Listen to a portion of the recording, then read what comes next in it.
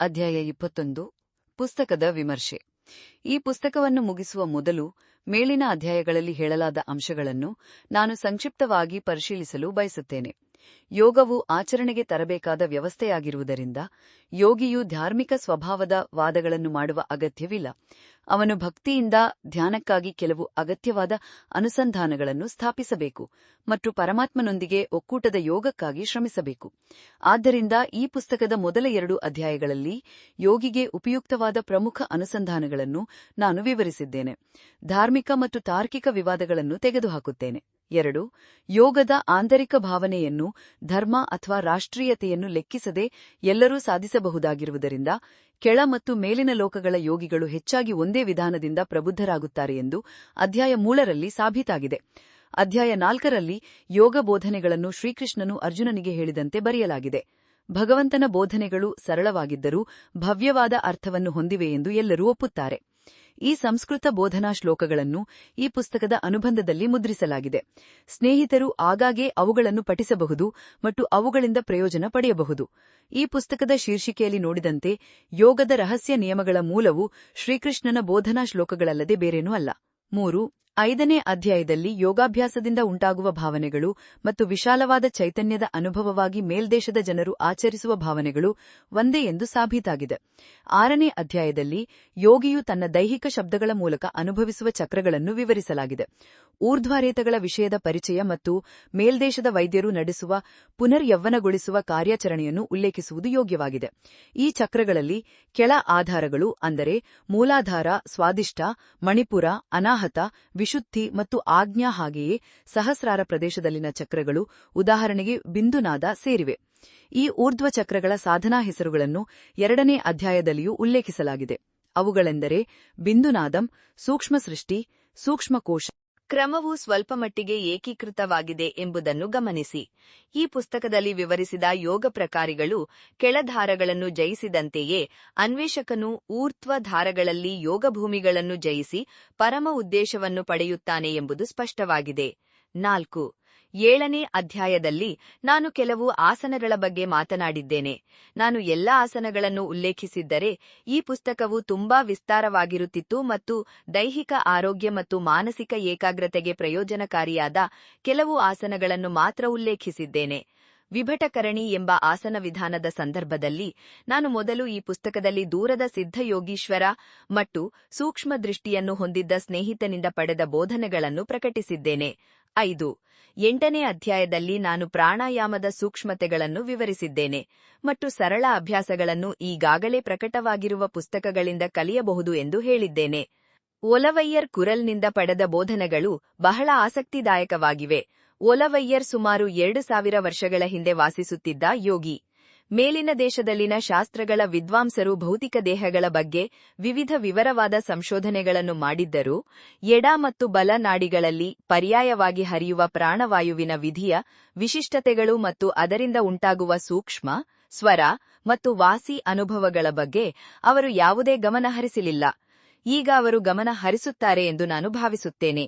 ಈ ಅಧ್ಯಾಯದಲ್ಲಿ ನಾಡಿಗಳಲ್ಲಿ ಹರಿಯುವ ಸ್ವರಗಳು ಮತ್ತು ಅವುಗಳನ್ನು ನಿಯಂತ್ರಿಸುವ ಮಂತ್ರಗಳ ನಡುವಿನ ಸಂಬಂಧವನ್ನು ತೋರಿಸಲು ನಾನು ಚೇಳು ಕಡಿತದ ಮಂತ್ರಚಿಕಿತ್ಸೆಯ ಉದಾಹರಣೆಯನ್ನು ನೀಡಿದ್ದೇನೆ. 6. ಅಧ್ಯಾಯ 3ರಲ್ಲಿ ಮನಸ್ಸಿನ ಬೆಳವಣಿಗೆಯನ್ನು ನಿಯಂತ್ರಿಸಲು ಕೆಲವು ವ್ಯಾಯಾಮಗಳನ್ನು ನಾನು ಉಲ್ಲೇಖಿಸಿದ್ದೇನೆ ಮತ್ತು ಈ ವಿಷಯದ ಕುರಿತು ಪತಂಜಲಿಯ ಯೋಗಸೂತ್ರಗಳಂತಹ ಪುಸ್ತಕಗಳನ್ನು ನೀವು ಉಲ್ಲೇಖಿಸಬಹುದು ಎಂದು ಸೂಚಿಸಿದ್ದೇನೆ. ಮನಸ್ಸನ್ನು ನಿಲ್ಲಿಸಲು ಮಾನಸ ಪೂಜೆ ಮುಖ್ಯವಾದ ಕಾರಣ ಅಮ್ಮನಸ ಪೂಜೆಯ ಆಧಾರವನ್ನು ನಾನು ಇತ್ತೀಚೆಗೆ ಪ್ರಕಟಿಸಿದ ಮತ್ತು ಮುದ್ಖಲ್ ಪುರಾಣತ್ತಿಯಲ್ಲಿ ಸೇರಿಸಲಾದ ಅಪರೂಪದ ಪುಸ್ತಕ ಗಣೇಶ ಸ್ತೋತ್ರ ರಕ್ಷಣಾ ಉಪದೇಶಗಳ್ ನಿಂದ ತೆಗೆದುಕೊಂಡಿದ್ದೇನೆ. ಮನಸ್ಸಿನ ಬೆಳವಣಿಗೆಯಲ್ಲಿ ಯೋಗ ವಿಧಾನಗಳು ಮತ್ತು ಪಾಶ್ಚಿಮಾತ್ಯ ಮನೋವಿಶ್ಲೇಷಕರ ಅಭ್ಯಾಸಗಳ ನಡುವಿನ ವ್ಯತ್ಯಾಸಗಳನ್ನು ನಾನು ವಿವರಿಸುತ್ತಿದ್ದೇನೆ. 7.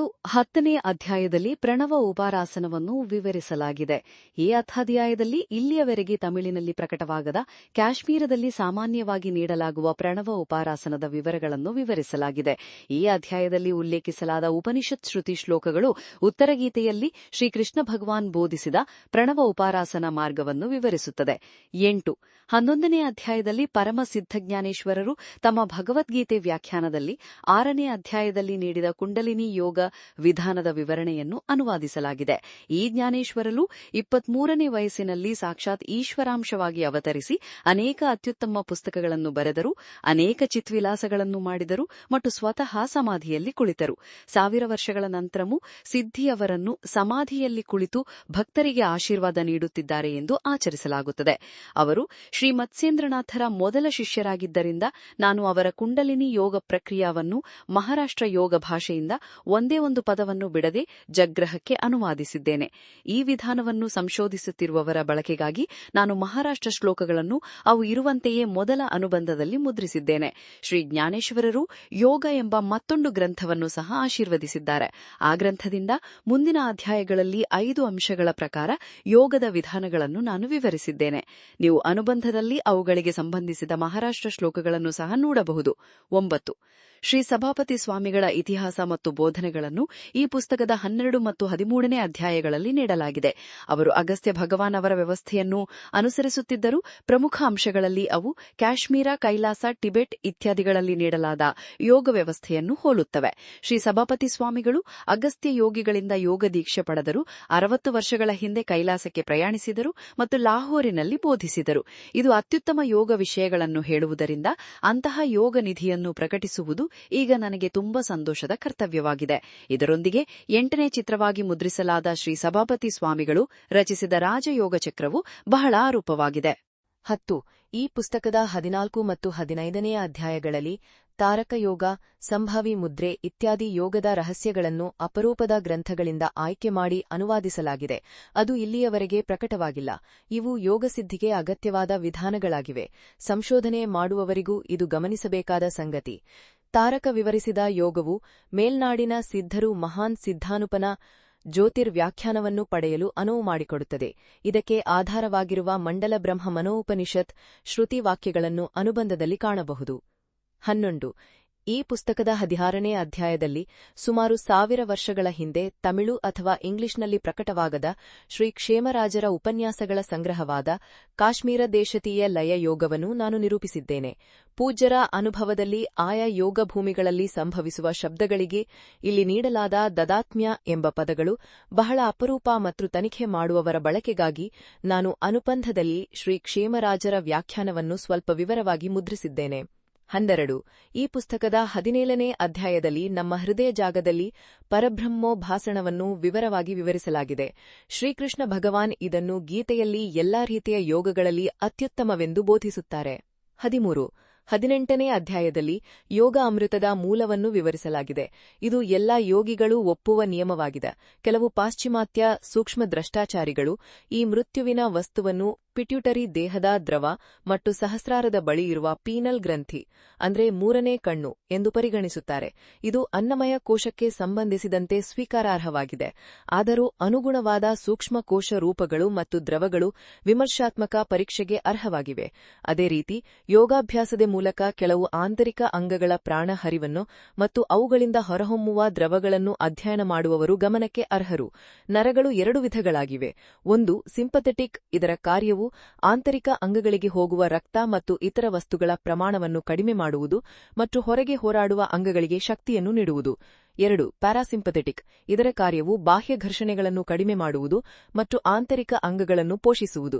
ಮೊದಲು ಉಲ್ಲೇಖಿಸಲಾದ ದುಗ್ಧರಸ ನರಗಳು ಮೂತ್ರಜನಕಾಂಗ ಗ್ರಂಥಿಗಳ ದ್ರವಗಳನ್ನು ಬಿಡುಗಡೆ ಮಾಡುತ್ತವೆ. ಅವು ಹೋರಾಡುವ ಅಂಗಗಳಿಗೆ ವಿಷದಂತೆ ಇರುತ್ತವೆ. ಪ್ಯಾರಾಸಿಂಪಥೆಟಿಕ್ ಇದಕ್ಕೆ ವಿರುದ್ಧವಾಗಿ ಹೋರಾಡುವ ಅಂಗಗಳಿಗೆ ವಿಷದಂತಿರುವ ಪಿಟ್ಯೂಟರಿ ಗ್ರಂಥಿಯ ದ್ರವಗಳನ್ನು ಬಿಡುಗಡೆ ಮಾಡುತ್ತದೆ. ಇದು ಅಮೃತ ಮಳೆಯನ್ನು ಸುರಿಸುವಂತೆ ಮಾಡುತ್ತದೆ. ಪಶ್ಚಿಮ ಮಾರ್ಗ, ಕೇಸರಿ ಮುದ್ರೆ, ವಿಪರೀತ ಕರಣಿ ಮುಂತಾದ ಪ್ರಕೃತಿಗಳು ಈ ಅಮೃತ ಮಳೆಯ ಬೆಳವಣಿಗೆಗೆ ಬಹಳ ಉಪಯುಕ್ತವಾಗಿವೆ. ಅನ್ನಮಯ ಕೋಶದಲ್ಲಿ ಉಲ್ಲೇಖಿಸಿದಂತೆ ಈ ಅಮೃತ ಧರಣಿಯನ್ನು ಸೂಕ್ಷ್ಮ ಕೋಶಗಳಲ್ಲಿಯೂ ಅಭ್ಯಾಸ ಮಾಡಬೇಕು. ಈ ಅತ್ಯುತ್ತಮ ಪ್ರಕೃತಿಯನ್ನು ಅಧ್ಯಯನ ಮಾಡುವುದರಿಂದ ಮತ್ತು ಅನುಭವಿಸುವುದರಿಂದ ಸ್ನೇಹಿತರು ಪ್ರಯೋಜನ ಪಡೆಯುತ್ತಾರೆ ಎಂದು ನಾನು ನಂಬುತ್ತೇನೆ. ಈ ಅಧ್ಯಾಯದಲ್ಲಿ ವಿವರಿಸಲಾದ ಕಾಮಕಲಾ ವಿಲಾಸದ ರಹಸ್ಯವನ್ನು ಸಹ ಗಮನಿಸಬೇಕು. 14. 19ನೇ ಅಧ್ಯಾಯದಲ್ಲಿ ಅಜಪ ಮಂತ್ರಗಳ ಅಭ್ಯಾಸ ಮತ್ತು ಅದನ್ನು ಅನುಸರಿಸುವ ಪಶ್ಚಿಮ ಮಾರ್ಗ ಅನುಭವವನ್ನು ವಿವರಿಸಲಾಗಿದೆ. 20ನೇ ಅಧ್ಯಾಯದಲ್ಲಿ ಯಂತ್ರೋಪಾಸನದ ವಿಷಯವನ್ನು ಸಂಕ್ಷಿಪ್ತವಾಗಿ ಚರ್ಚಿಸಲಾಗಿದ್ದು ಮತ್ತು ಪ್ರಸಿದ್ಧ ಶ್ರೀ ಯಂತ್ರವನ್ನು ಮೊದಲ ಚಿತ್ರವಾಗಿ ತೋರಿಸಲಾಗಿದೆ. 21ನೇ ಅಧ್ಯಾಯದಲ್ಲಿ ಬ್ರಹ್ಮಾಂಡ ಭಿಂಡಾಂಡೈಕ್ಯವನ್ನು ವಿವರಿಸಲಾಗಿದೆ. ಚಂದ್ರನ ದಿನಾಂಕ ಮತ್ತು ಸಮಯಕ್ಕೆ ಅನುಗುಣವಾಗಿ ಮಾಸಿಕ ಧರ್ಮ ಮತ್ತು ಮಹಿಳೆಯರ ಲೈಂಗಿಕ ಸಂಭೋಗ ನಡೆಯುತ್ತದೆ ಎಂದು ತೋರಿಸಲಾಗಿದೆ. ಜ್ಯೋತಿಷ ಶಾಸ್ತ್ರದ ಪ್ರಕಾರ ಬ್ರಹ್ಮಾಂಡ ಭಿಂಡಾಂಡೈಕ್ಯಂ ಮತ್ತು ಮಾರ್ಕಂಡೇಯನ ಇತಿಹಾಸವು ಗಮನಿಸಬೇಕಾದ ಸಂಗತಿ. 15, 22ನೇ ಅಧ್ಯಾಯದಲ್ಲಿ ಎಚ್ಚರ, ಮಂಡಲ ಬ್ರಾಹ್ಮಣ ಉಪನಿಷತ್ತಿನ ವಿವರಣೆ ಮತ್ತು ಮೇಲ್ಕಟ್ಟರ ಅಂದರೆ ಸ್ವಯಂ ಸಲಹೆ ಚಿಕಿತ್ಸೆ ಮುಂತಾದ ಸ್ಥಿತಿಗಳಿಲೆ ಯೋಗಾಭ್ಯಾಸಗಳು ಗಮನಿಸಬೇಕಾದ ಸಂಗತಿ. ಕೈಲಾಯ ವಿಧಾನದಲ್ಲಿ ನಿದ್ರಿಸುತ್ತಿರುವ ಆನೆಯ ಮೇಲಾವರಣ ಮತ್ತು ಅದರಲ್ಲಿ ಕಾಣಿಸಿಕೊಳ್ಳುವ ದೋಷವನ್ನು ತೋರಿಸಲಾಗಿದೆ. ದಿವಂಗತ ಜ್ಞಾನೋದಯ ಪಡೆದ ಪ್ರಾಧ್ಯಾಪಕ ರಾಮಾನುಜರು ಶ್ರೀ ನರಸಿಂಹನ ಪ್ರಸಾದದಿಂದಾಗಿ ಕನಸಿನಲ್ಲಿ ಅಪರೂಪದ ಕಾಶಿಯಾಗಿ ಲೆಕ್ಕವಿಲ್ಲದಷ್ಟು ಬೋಧನೆಗಳನ್ನು ಪಡೆದರು ಎಂಬ ಕಥೆಯನ್ನು ಪ್ರಾಥಮಿಕವಾಗಿ ಈ ಭಾಷೆಯಲ್ಲಿ ಬಹಿರಂಗಪಡಿಸಲಾಗಿದೆ. ಲೆಕ್ಕಾಚಾರದ ತತ್ವವು ಬುದ್ಧಿಶಕ್ತಿಯ ಮೇಲೆ ಮನಸ್ಸಿನ ಮುಖ್ಯ ಲಕ್ಷಣವಾಗಿದೆ ಎಂಬುದು ಗಮನಿಸಬೇಕಾದ ಸಂಗತಿ. ಈ ನಿಟ್ಟಿನಲ್ಲಿ ಬುದ್ಧಿಯಲ್ಲಿ ಶರಣಮದ, ಪ್ರಜ್ಞಾನಂ ಬ್ರಹ್ಮ ಮತ್ತು ಗಾಯತ್ರಿಯ ಅನುಸಂಧಾನವನ್ನು ಸೂಚಿಸಲಾಗಿದೆ. 16, 23ರಿಂದ 25ನೇ ಅಧ್ಯಾಯಗಳು ಅನೇಕ ಸಿದ್ಧಿಗಳನ್ನು ವಿವರಿಸುತ್ತವೆ. ಕಾಶ್ಮೀರಿ ಯೋಗ ಪದ್ಧತಿಯ ಪ್ರಕಾರ ಪೃಥ್ವಿ ಮತ್ತು ತತವಧಾರಣ, ಕೈಲಾಯ ಪದ್ಧತಿಯ ಪ್ರಕಾರ ಅಗನ್ ಧಾರಣ, ಸಿದ್ಧರು ಭೌತಿಕ ದೇಹದ ಶ್ರೇಷ್ಠತೆಯನ್ನು ವಿವರಿಸುತ್ತಾರೆ. ಅದು ಸ್ವಯಂಭೂಲಿಂಗವಾಗಿ ರೂಪಾಂತರಗೊಳ್ಳುವುದು. ಶೈಲೋದಕದ ಶ್ರೇಷ್ಠತೆ ಬೆಸೆಂಟ್ ಪ್ರತಿಯಾರ್ ವಿವರಿಸಿದಂತೆ ಕೇವಲ ಬದ್ಧ ದೇಹವನ್ನು ಹೊಂದಿರುವ ಮನುಷ್ಯನ ರೂಪ, ಗುರುಗಳ ಸ್ಪರ್ಶ, ದೃಷ್ಟಿ ಮತ್ತು ಉಪಸ್ಥಿತಿ, ಶ್ರೀರಾಮಕೃಷ್ಣ ಪರಮಹಂಸ ಸರ್ ಮತ್ತು ಶ್ರೀ ರಮಣ ಭಗವಾನ್ ಅವರ ಬೋಧನೆಗಳು ಮತ್ತು ಮೈನಾಟ್ನಲ್ಲಿ ಮಹರ್ಷಿ ಪರುಕಂಡಿ ಮತ್ತು ಸೇಂಟ್ ಫ್ರಾನ್ಸಿಸ್ ಅವರ ಧ್ಯಾನವು ಭೌತಿಕ ದೇಹವನ್ನು ಪರಿವರ್ತಿಸಿದೆ ಮತ್ತು ಅದಕ್ಕೆ ಲಖಿಮಾ ಸಿದ್ಧಿ, ಸಾರಿಕಾ ಕಾಮನ ಸಿದ್ಧಿ ಮತ್ತು ಅಚಿತೀಯ ಶಕ್ತಿಯನ್ನು ನೀಡಿದೆ. ವಿಂಧ್ಯ ಪರ್ವತದ ಸಾಧು ಸದಾಶಿವ ಬ್ರಹ್ಮಂತ್ರನ ಹಿರಿಮೆ, ಮೀರಾಬಾಯಿಯ ವಾಸಸ್ಥಾನವಾದ ಮೈತ್ರಿಯಳ ರೂಪದಲ್ಲಿ ದೇವಾಲಯದಲ್ಲಿ ಕೈಲಾಸ ಪ್ರದೇಶದ ವಿಶೇಷ ಯಕ್ಷ ಇತ್ಯಾದಿಗಳು ಓದುಗರಿಗೆ ಆಸಕ್ತಿದಾಯಕವಾಗುತ್ತವೆ ಎಂದು ನಾನು ನಂಬುತ್ತೇನೆ. 17, ಅಧ್ಯಾಯ 26ರಲ್ಲಿ ಗುರುವಿನ ಅವಶ್ಯಕತೆಯನ್ನು ಸ್ಥಾಪಿಸಲಾಗಿದೆ. 1928ರಲ್ಲಿ ಶೋಗಿ ಮಹಾರಾಜನ ಸನ್ನಿಧಾನದಲ್ಲಿ ನನಗೆ ಸಂಭವಿಸಿದ ಘಟನೆಯಿಂದ ಗುರುವಿನ ಪ್ರಭಾವವನ್ನು ನಾನು ಚೆನ್ನಾಗಿ ಅರ್ಥಮಾಡಿಕೊಂಡಿದ್ದೇನೆ. 18, ಅಧ್ಯಾಯ 27ರಲ್ಲಿ ಕರ್ಮ, ಭಕ್ತಿ ಮತ್ತು ಜ್ಞಾನ ಸೇರಿದಂತೆ ಯೋಗದ ವಿವಿಧ ಶಾಖೆಗಳನ್ನು ಸಂಗ್ರಹಂ ರೀತಿಯಲ್ಲಿ ಚರ್ಚಿಸಲಾಗಿದೆ. ಭಕ್ತಿ ಯೋಗಾಂಶದಲ್ಲಿ ಸಿದ್ಧ ಪುಸ್ತಕ, ಬ್ರಹ್ಮ ಧಾರಣಾಯ ತೈತ್ರಿಯ ವಾಕ್ಯಗಳಲ್ಲಿ ನಾನು ನನ್ನ ತಂದೆಯಿಂದ ಮೊದಲ ಸೂಚನೆಯನ್ನು ಪಡೆದಿದ್ದೇನೆ. ಈ ಪುಸ್ತಕದಲ್ಲಿ ಕಂಡುಬರುವ ರಹಸ್ಯ ಯೋಗಾಭ್ಯಾಸಗಳು ರಾಜಯೋಗ ಮತ್ತು ಇಸ್ಲಾಮಿಕ್ ಸೂಫಿ ಶತಾನುಷ್ಠವನ್ನು ಹೋಲುತ್ತವೆ ಎಂಬುದು ಗಮನಿಸಬೇಕಾದ ಸಂಗತಿ. 19, ಈ ಅಧ್ಯಾಯದಲ್ಲಿ ಈ ಪುಸ್ತಕದಲ್ಲಿ ಉಲ್ಲೇಖಿಸಲಾದ ರಹಸ್ಯ ಯೋಗಾಭ್ಯಾಸಗಳನ್ನು ಮೇಲೆ ಹೇಳಿದಂತೆ ಒಂದೇ ಸಂಪುಟದಲ್ಲಿ ಸಂಕಲಿಸಲಾಗಿದೆ.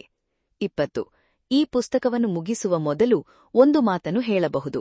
ನಮ್ಮ ಪವಿತ್ರ ಭೂಮಿಯ 4 ದಿಕ್ಕುಗಳು ನಿಧಿಯಂತೆ ನೀಡುವ ಅಪರೂಪದ ಗ್ರಂಥಗಳಿಂದ ಹೊರತೆಗೆಯಲಾದ ಈ ರಹಸ್ಯ ಯೋಗಾಭ್ಯಾಸಗಳು ಕಾಡಿಗೆ ಹೋಗಿ ಯೋಗಾಭ್ಯಾಸ ಮಾಡುವವರಿಗೆ ಮಾತ್ರ ಸೂಕ್ತವೆಂದು ಭಾವಿಸುವುದಿಲ್ಲ. ರಾಜಯೋಗದ ಎಲ್ಲಾ ನಿಯಮಗಳಂತೆ ಈ ನಿಯಮಗಳು ಎಲ್ಲಾ ರೀತಿಯ ಚಟುವಟಿಕೆಗಳಲ್ಲಿ ತೊಡಗಿರುವವರಿಗೆ ಮತ್ತು ಆಧ್ಯಾತ್ಮಿಕ ಅಭ್ಯಾಸಕ್ಕೆ ಕಡಿಮೆ ಸಮಯವನ್ನು ಹೊಂದಿರುವವರಿಗೂ ಸಹ ಸೂಕ್ತವಾಗಿವೆ. ಮತ್ತು ಸ್ನೇಹಿತರು ತಮ್ಮ ಗುರುಗಳ ಸಲಹೆಯ ಪ್ರಕಾರ ಈ ನಿಯಮಗಳನ್ನು ಸೂಕ್ತವಾಗಿ ಅಭ್ಯಾಸ ಮಾಡಬಹುದು. ಯೋಗದ ಮಾರ್ಗದಲ್ಲಿ ಧರ್ಮ ಅಥವಾ ರಾಷ್ಟ್ರೀಯತೆಯಲ್ಲಿ ಯಾವುದೇ ವ್ಯತ್ಯಾಸವಿಲ್ಲ ಎಂದು ಸ್ಪಷ್ಟವಾಗಿ ತೋರಿಸಲಾಗಿದೆ. ಜಾತಿಯಲ್ಲಿ ಯಾವುದೇ ವ್ಯತ್ಯಾಸವಿಲ್ಲ ಮತ್ತು ನಂದನಾರ್ ಮತ್ತು ಇತರರಂತಹ ಸಿದ್ಧರು ತಮ್ಮ ಬೋಧನೆಗಳನ್ನು ನೀಡಿದ್ದಾರೆ.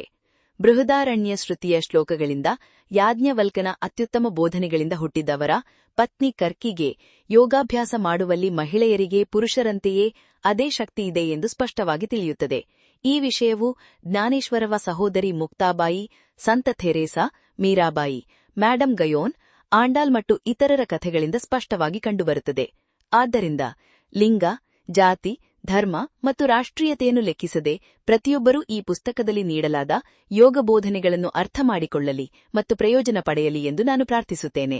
21. ಈ ಪುಸ್ತಕದ ವಿಷಯಗಳು ಯೋಗ ಮತ್ತು ಕೆಳ ಮತ್ತು ಉನ್ನತ ವಿಶ್ವವಿಜ್ಞಾನಗಳಲ್ಲಿ ತರಬೇತಿ ಪಡೆದ ತಜ್ಞರಿಗೆ ಉನ್ನತ ವಿಶ್ವವಿಜ್ಞಾನಗಳು ಆಧುನಿಕ ಸಂಶೋಧನೆ ಮತ್ತು ಉತ್ತಮ ಗುಣಮಟ್ಟದ ಯೋಗಾಭ್ಯಾಸಗಳನ್ನು ಅಧ್ಯಯನ ಮಾಡಲು ಅವಕಾಶವನ್ನು ಒದಗಿಸುತ್ತದೆ ಮತ್ತು ಇದರಿಂದಾಗಿ ಜಗತ್ತಿಗೆ ಪ್ರಯೋಜನವಾಗುತ್ತದೆ ಎಂದು ನಾನು ಭಾವಿಸುತ್ತೇನೆ. ಓಂ ದತ್ ಸತ್.